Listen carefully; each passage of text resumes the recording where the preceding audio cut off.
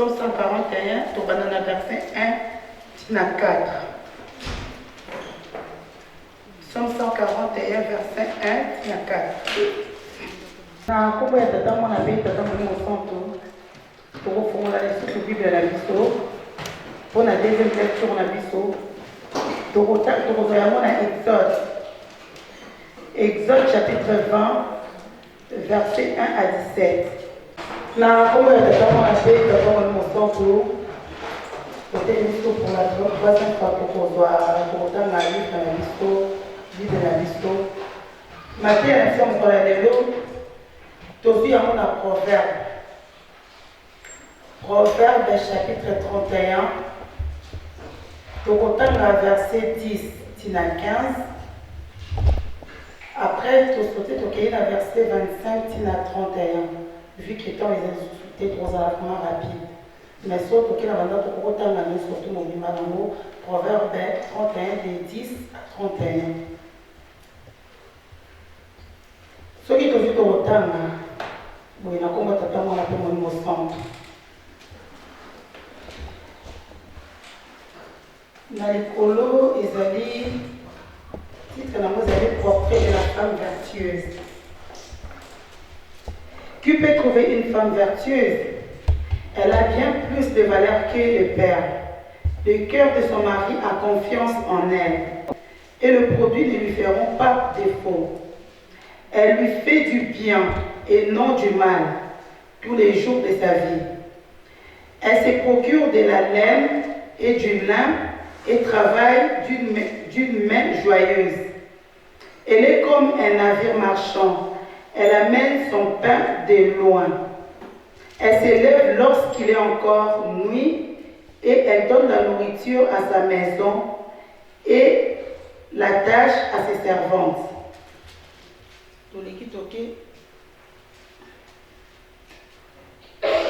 Toleki tokei na verset 25 tina 31. Tokotanga na koma tata mwana pe mosantu. Elle est revêtue de force et de gloire et elle se rit de l'avenir. Elle ouvre la bouche avec sagesse et les instructions aimables sont sur sa langue. Elle veille sur ce qui se passe dans sa maison et elle ne mange pas le pain de paresse. Ses fils s'élèvent et la disent heureuse. Son mari s'élève et lui donne des louanges. Plusieurs filles ont une conduite vertueuse, mais toi,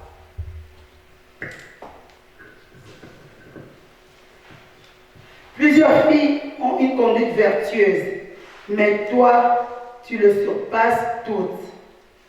La grâce est trompeuse et la beauté est vaine. La femme qui craint l'Éternel est celle qui sera louée. Récompensez-la du fruit de son travail et qu'au porte ses œuvres la louent. Tout ce qui est dans le combat, tata mwana pe tata molimo santo to bonela. Na combat tata mwana pe tata molimo santo. Nzambe na biso papa simulongi anga nini tokosenga na mokolo lelo papa. Na mokolo oyo monene papa na kosenga na ngolimbisi pamba te ngai nazali mosa masumu na se ya ntango papa nakoki te mpona kotema liboso ya bana na yo kasi papa kopona miza lelo mpona ngai nzambe na ngai nini nakokosenga nasengi na ngolimbisi okokolimbisa ngai kolimbisa mpe na bandeko na ngai nyonso papa mama mweli kiawa na nzitali mama tala za monene kokota mama nasengi tiketo moko kozala na ngai okolata ngai longola esprit ya distraction longola oyo nyonso to oyo ya mabe mama tia oyo ya malamu oyo ya yo bandeko na ngai nanga moto tokoyoka tokobomba tokosela posa tosenga mime naza moke oyo tosengi ya mabe limisi ya malamu tike tokozala boye oyo kobima monoko na ngai otepa na yo nakomba bimisato ya bule tata mwana molimo santo ame na kombo ya tata mwana mpe tata molimo santo tokozala vraiment mokuse totangaki na livre na biso ya psaume biso nyonso toyebi ke ezali banzembo oyo ya kala ya bango bayebaki na ndenge na bango biso toza na banote nango te moto oyo bango eza te mais psaume oyo ya biso na mokolo ya lelo oyo tozwi na banzaka ntango totangaki yango toyokaki eza psaume moko ya kolela oza kolela epa nzambo oza kosenga mais ngai mpona ngai na mokolo ya lelo biso na biso soki totali nzembo oyo ya prière à 3 personnes vraiment ekini ndenge moko na biso 141 na biso nzembo ya prière ya 3 personnes ezali toza kolela toza kosenga epai ya tata nzambe nzambe na ngai naza kolela epai na yo yoka kolela na ngai mpona bapasi na ngai na nganza toyokaka nzembo ya prière à 3 personnes ndenge eleki awa ndenge toyembeli yango ezali nzembo moko akolela toza kosenga eza ndenge moko na oyo bango ayembaki mais ntango oza kolela oza kosenga ndenge balobaka na biso totubela ntango osengi pardon tika libela parce que konsete mikolo nyonso to soki ozolela kaka likambo oza kozongela yango ke nzambe akosepela te donc ntango toza kolela na prière wana c'est vrai nzambe ayokaka kolela na biso ayokaka vraiment kolela na biso ntango tosengaka bamaladi tosa nzambe asokoka kolela na biso mais ntango azoyoka kolela na biso mpe tolingaka torendre ascenseur parce que biso ntango aza kotindela biso aza kopesa biso nyonso toza nango mposa biso mpe tozongiselaka ye na nzela banzembo tokomela te toleki tokomi na exode na mibeko mpona ngai na mibeko nyonso to ezali ndenge moko donc balobaka teke moko oyo ezali mobeko ya makasi oyo zwa oyo mosusu tika te mibeko nyonso to ezali ndenge moko mibeko nyonso to ifo tosalela yango tobomba yango mais c'est vrai ke tolobaka toza na mokili ya masumu ezali pasi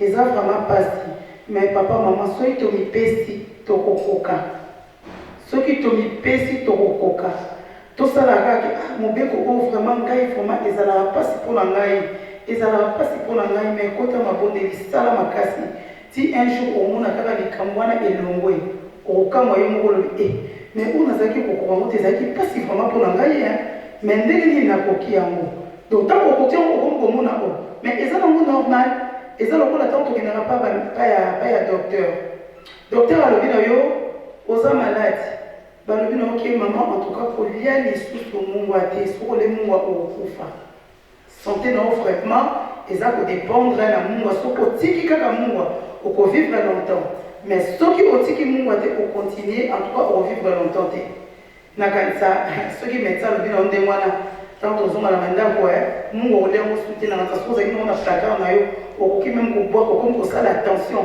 eloko nyonso kosomba kozotala mungu ezalaka te te na kolia te donc eza ndenge moko na mibeko oyo bapesi biso balobi na biso boye donc ezali mpona vie na biso mpona bomoi na biso donc mibeko nyonso tu tokoka kobomba tokoka kosalela yango mpo mokola suka tokoka kozwa lobeko tolingaki tokeye mosika na mibeko mais vu ke ton eza moke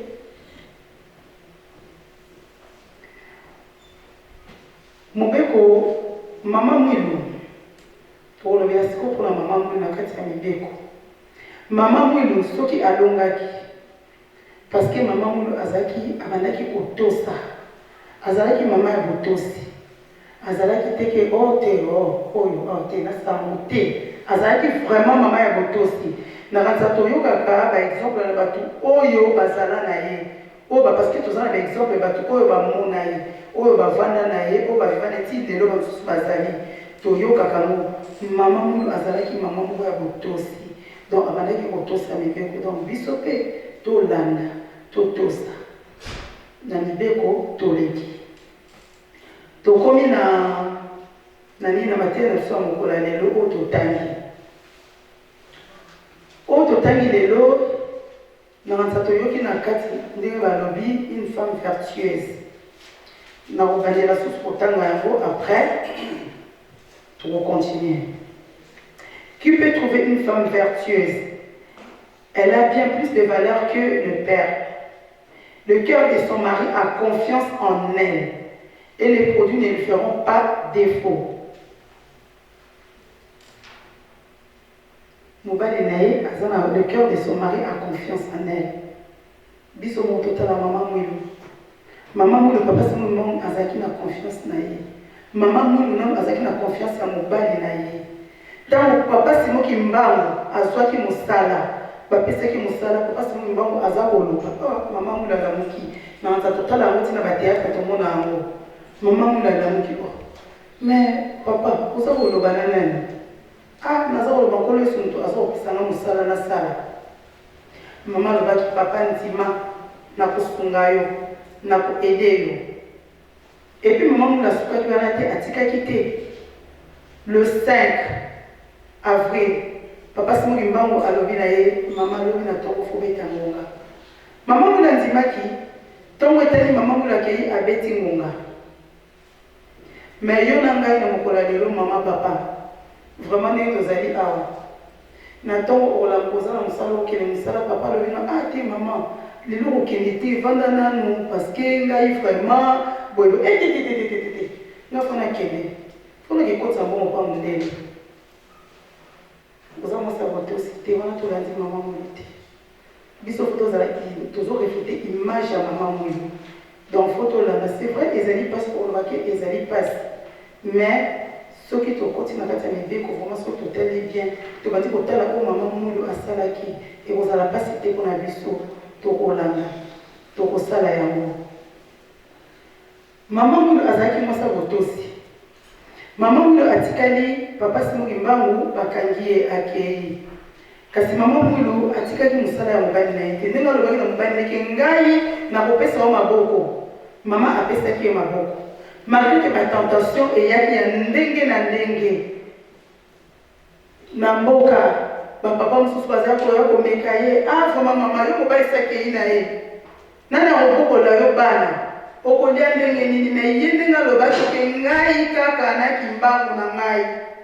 Donc atikala ka toujours fidèle naki mbangu na ye na simoni na ye atikaki ye te. Alobi na préféré na la na préféré na zalaboy na préféré na zalaboy. Mais ngai ndenge nalobaki na kopesa mobali na maboko. Bakangi mobali na nga akei ngai natikali. Donc ngai musala ya mobali na nga na kokomisa ngo tina suka na koyi kodecevoir ye te. Mais ngai na mokola lelo papa mama soki bakangi mibali na biso surtout biso ba mama lelo tozolobela pena biso ba mama lelo papa mofo pa mo ezalaka likamoko boye koza pe bakosele bakangi papa ke na prison est-ce que yo mama vraiment okwa supporter okozela ye vraiment okozela ye ozala motema o monene mama mulu azalaki nango okozela vraiment papa na yo nakanza ebele vraiment tokozela papa te ebele bena papa koti na tongo na pokwa si o remplaçaki déjà esili mais mama mulu avandi bambula na pasi kolia ya pasi kolata ya pasi kovanda ya pasi mutu kutu apesa bango ata eloko te ya kolia na mboka wana mutu akabela bango te biso moto vanda na so to vandi moto talaka so to kanisi pasi na mama mutu vandi okangi biso okanisi lobi amonaki bena pasi mpona lelo ngana yo tosepela. Donc yango na bebe bazoba une femme vertueuse. Mwasi oyo atosala mobali na ye mwasi oyo azali paresseuse te mwasi oyo asalaka ayebi ndenge nini akoluka ndenge nini nakobokola bana na ngai ndenge nini nakosala boye kozela kaka te mama biso tokoma awa te yo papa yo fofuta ndako ngai nasomba biloko kolia soki papa mwa wana par hasard impôt eleki bie trésor public eleki ekangi ye mbongo na ofuta te ezali ya yo fosala te toza wana posete ose compléter ngai na ede yo ede ngai tant tobalanaki tolobaki pour les meilleurs et pour les pires. Donc ezate que pour les meilleurs tant papa sous en bongo boza malamu tant papa sa sous en bongo te etikali sous yete. Donc oza wana pona o ede osunga papa na yo ata papa sa na passe ata papa za na musala te ata za ezako toteki bato libanda bayeba bantu bazala ndako pe mobali asalaka te avanda biso tozala komona na baparent na biso kuna mpenza o papa asalaka te bambula ebele mais na libanda eyebanaka te moto alobaka te mama azoza charge nyonso mais biso kaka awa lelo papa azosala so te mais paroisse mama bayebango ekuta osala so te ekutu nga momofuta ndako esina lembi bafartire kutu boye na boye boye na boye oza femme vertueuse te olandi mama mulu te ozokofete image ya mama mulu te image ya mama mulu ifo tolanda toza wana po toede eza kaka po toede batata te toede mpe na bana na biso na bandako na biso balobakaki mwasi mutu asimbaka ndako mama mutu asimbaka ndako ezali papa te na ndako soki bana babebi ebandaka pa bamama parce que papa azalaka mingi te biso tozalaka mingi na bandako na bana biso batosolaka na bana kuta mama mulu atikalaki na bana na ye Mais autant la kana âge oyo papa Diengé nazalaki nango papa papa Fomba nazalaki nango papa Diengana asali batongi mama bango ndako na âge oyo ya bango parce que mama na bango atikaki bango te mama na bango azalaki koteya bango malgré que ndenge mobali na ye akangamaki akendeki malgré pasi mais mama mulu azalaki koteya bana na ye bana na ye bakolaki bien mais biso na kati ah papa maman est-ce que toteyaka bana na biso vraiment bien est-ce que toza vraiment bamama mulu bana na biso bazobeba na poto surtout na poto bana na biso bazobeba bana bakomi libanda kuta mwana falata na classe mwana aza kuna ozokomprendre esu te na ndako kutu soko lobe laisse tranquille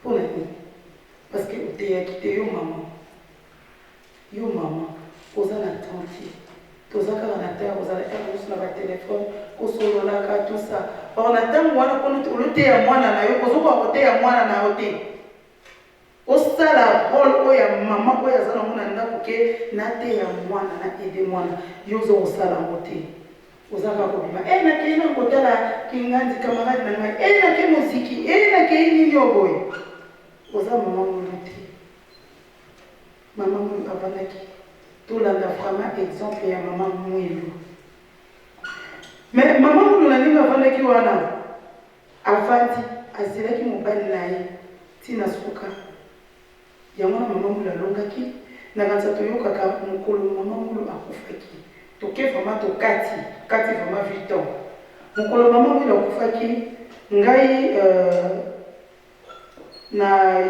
unaloba nayoka o mama conseillère mama mulu Diengé aisa bango bazalaka na enterrement ya mama mulu baangelu babimaki na likolo baangelu na likolo baza koakompagne mama mulu donc bamoni baangelu mama makalo bamona baangelu baza koakompagne mama mulu parce que azalaki mwasi moko azalaki mama moko ya botosi ndenge toyebi mama mulu alongaki azalaki mama ya botosi azalaki mama ya kose plaindre te vu que na ndako na ye même na ndako na ye ndenge ezalaki ekekolieza te ya pasi mais bato nyonso oyo bazalaki kokenda nkamba alobi mama mwindu soko oleki epa na ye okolia mais papa mama surtout biso bamama na bandako na biso ntango toya kotala biso est ce que tosalela yango toyambaka ya bien toyambaka vraiment otoyokeli banda mosusu c'est vrai que ndenge tozali mpena moto aye vraiment na ndako mwa mpe aleka kaka nete moto soki aye na ndako na yo ndenge toyokaka banzingaki balobaka de l'eau ata de l'eau ya pamba bapesaka bois l'eau mais est ce que biso ata l'eau wana est ce que topesaka mama moto azali aza na eloko te bozwi ya moke me mutu nyonso akoleka na ndako na ye il faut alia okoki koleka ndenge wana te azalaki mama moko exemplaire ya wana moko la suka alongaki na banza toyokaka na banzembo ndenge elobaka mama mulu alongaki mais est ce que ngai na yo tokolonga vraiment tozali sûr na bizaleli oyo ya biso ya kolinga koede te ya kolinga kotosa te na bandako te yo ozala na compte na onga nazala na compte na ngai ata tozomona mona compte na ye problème eza te mais soki papa mikolo azosala te mama futa ndo ete eza na ngai te etali yo soki bandongo ekoma no ekoma nango etali yo ngai nazosala part de choses na ngai mais mama ozoede te oza mama mwelu te parce que mama mwelu atikaka koloba ta mokolo moko te na papa simongi mbangu oyo boye mama mwelu ndenge apesaka papa simongi mbangu parole na ye ke ndima mosala ngai na koede yo aedaki ye ti mokolo ya suka papa simongi mbangu akangi akei me mama mwelu moto akontinaki mosala soki lingomba oyo etelema boye ezali mpona mama mwelu apesi bakarte ya bakatechiste mama mwelu moto apesaki yango eza papa simongi mbangu te ezali mama mwelu donc lingomba oyo so tokokoloba bien moto mpenza oyo mpenza aza mpenza na lingomba oyo ezali mama mwelu parceke ye moto abetaki ngonga liboso ye moto apesaki bakarte asimbaki mosala oyo soki aloba na papa simongi mbangu ke ngai na koyebi yo te nakanisa nde lingomba oyo nde ngai na yo tovandi awa te Naratirons qui est musicate, mais de 8 ans, ils ont quitté le vote fait aussi 17 heures, mais déjà, comme ceux qui n'ont 8 ans, eloko okema lelo tolanda kaka exemple ya mama mulu tozali bamama mulu en miniature nde tolobaka nde tozali kaka toza bamama mulu tolingaka totangaka mingi histoire ya mama mulu toyebaka so toyebi te tozotanga histoire ya mama mulu ata batéâtre eenseignaka biso mingi ya mama mulu ezalaki ndenge nini abandeki kosala ekoto sefaki ngai vraimen nazali mwa te nameka kobongisa na reflete image wana ya mama mulu ata na banzela ata na misala pour refléter l'image de maman mulu nakanisa mpona mokolo ya lelo oyo tata nzambe apeseli biso tozwi tosukisi boye na nkombo ya tata mwana pe tata molimo santo amen totelema tobondela. Prions. Notre Père qui est aux cieux, que ton nom soit sanctifié, que ton règne vienne, que ta volonté soit faite sur la terre comme au ciel. Donne-nous aujourd'hui notre pain quotidien. Pardonne nos offenses comme nous pardonnons aussi à ceux qui nous ont offensés. Mais ne nous soumets pas à la tentation, mais délivre-nous du mal. Car c'est à toi qu'appartient dans tous les siècles le règne, la puissance et la gloire au nom du Père, du Fils et du Saint-Esprit. Amen. Muleli wila ngamase, mitumwino pasika lima kutumeto, kama wila ngasindo visa masiko. Muleli wila ngamase, mitumwino pasika lima kutumeto, kama wila ngasindo visa masiko. Mubeti boga fukuye mwini meno wakaruwangako bahubaiza mukutukula basiko kota muke walise mumona twena yehova na maungana nijakatumuna umsa yengasikana yeto mulendi kwikila fafanza mumona twena yehova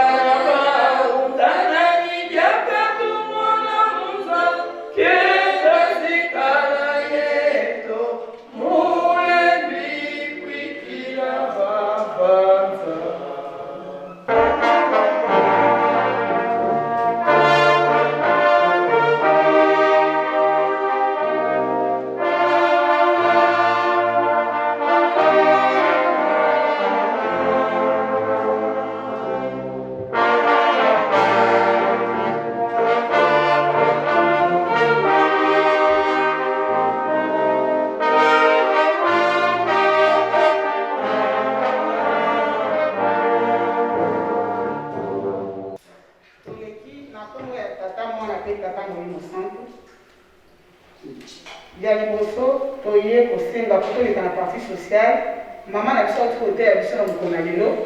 Les amis, maman, catéchiste, aimée, il y a là. À l'équipe, à côté, elle a besoin de Mikanda Misaku, Mokanda de Bossé, elle a besoin de 41, 1 à 4, et puis Exode 21 à 17. Mokanda a besoin de Simba, le temps à bien avant d'être, les amis, Proverbe 31, 10 à 31. Les restes, papa dit à Papa Moucha, commentaire pour les mots. On a voulu faire la partie sociale dans biso.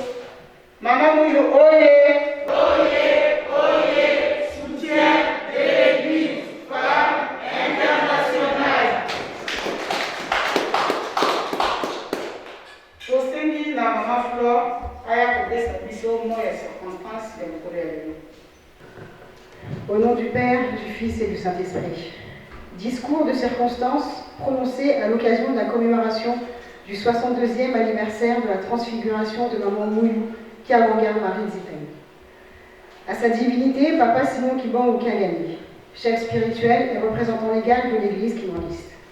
Aux conseillers, conseillères du chef spirituel, aux révérends pasteurs, diacres, diaconesses, catéchistes, concierges, frères et sœurs kimandistes, mesdames et messieurs distingués invités. Nous remercions et rendons grâce à sa divinité Papa Simon Kibangu Kagani, notre Dieu, de nous avoir gardés jusqu'à cette date du 27 avril 2021. En cette année du centenaire de l'Église de Jésus-Christ sur la terre par son envoyé spécial Simon Kibangu. Aujourd'hui, nous les kimandistes, nous commémorons le 62e anniversaire de la transfiguration de notre vénérable et vénérée Maman Mouilou Kiawanga Marine Zitani, l'épouse de notre Dieu, Papa Simon Kimbangu. Maman Mouilou Kiawanga Marine Zitani est née le 7 mai 1880 à Kamba. Le 6 avril 1921, son époux, Papa Simon Kimbangu, lui demande de sonner la cloche pour la première fois afin qu'il commence son ministère. Privé de liberté par les autorités coloniales, fouetté publiquement par 120 coups et en dépit de la répression brutale dont il a été victime, la voix de Papa Simon Kimbangu ne s'est pas éteinte. En effet, grâce à Maman Mouilou, femme de l'ombre, charismatique et infiniment fidèle à son mari, la voix de Papa Simon Kimbangu s'est fait entendre à travers le monde. Maman Mouilou a gardé intact le ministère que son mari lui avait confié. C'est autour d'elle, restée libre et sous sa direction, que se structurent les réseaux clandestins, réunis secrètement dans une assemblée chrétienne nommée Kintwadi. Maman Mouilou est à la tête de l'Église durant la longue période de clandestinité.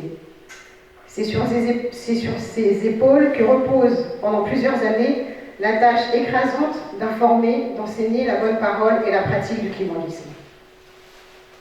Le 12 avril 1959, après 38 ans à la tête de l'Église, Maman Mouilou Kiawanga Marine Zitani arrive au terme de sa mission et délègue le pouvoir à son fils, son éminence Papa Dianguena Koutima Joseph, en lui remettant le bâton sacré que Papa Simon Kimbangu lui avait confié pour continuer sa mission. C'est alors que s'accomplit la prophétie de Papa Simon Kimbangu.